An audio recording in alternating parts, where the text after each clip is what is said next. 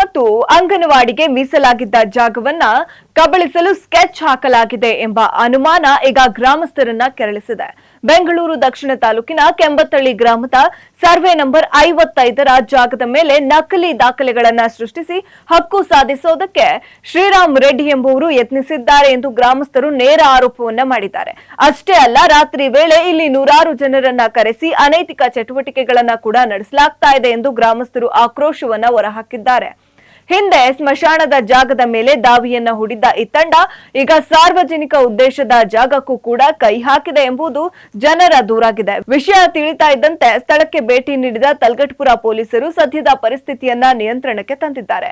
ವಿಶೇಷ ಅಂದ್ರೆ ಈ ಹಿಂದೆ ಕೆಐಡಿಬಿ ನೈಸ್ ರಸ್ತೆಗಾಗಿ ಈ ಜಾಗವನ್ನ ಸ್ವಾಧೀನಪಡಿಸಿಕೊಂಡಿತ್ತು ಎನ್ನಲಾಗಿದೆ. ಇತ್ತ ಶಾಸಕರು ಇದೇ ಜಾಗವನ್ನ ಶಾಲೆಗೆ ಶಿಫಾರಸು ಮಾಡಿದ್ದಾರೆ. ಹೀಗಿರುವಾಗ ನಕಲಿ ದಾಖಲೆಗಳ ಹಕ್ಕು ಸಾಧನೆ ಎಷ್ಟು ಸರಿ ಎಂಬುದು ಈ ಪ್ರಶ್ನೆಯಾಗಿದೆ. ಬೆಂಗಳೂರಿನ ಸರ್ಕಾರಿ ಜಾಗಗಳು ರಕ್ಷಣೆ ಇಲ್ಲದಂತಾಗಿದೆಯೇ? ಭೂಕಳ್ಳರ ಈ ಆಟಕ್ಕೆ ಕಡಿವಾಣ ಬೀಳುತ್ತಾ? ಕಾದು ನೋಡೋಣ.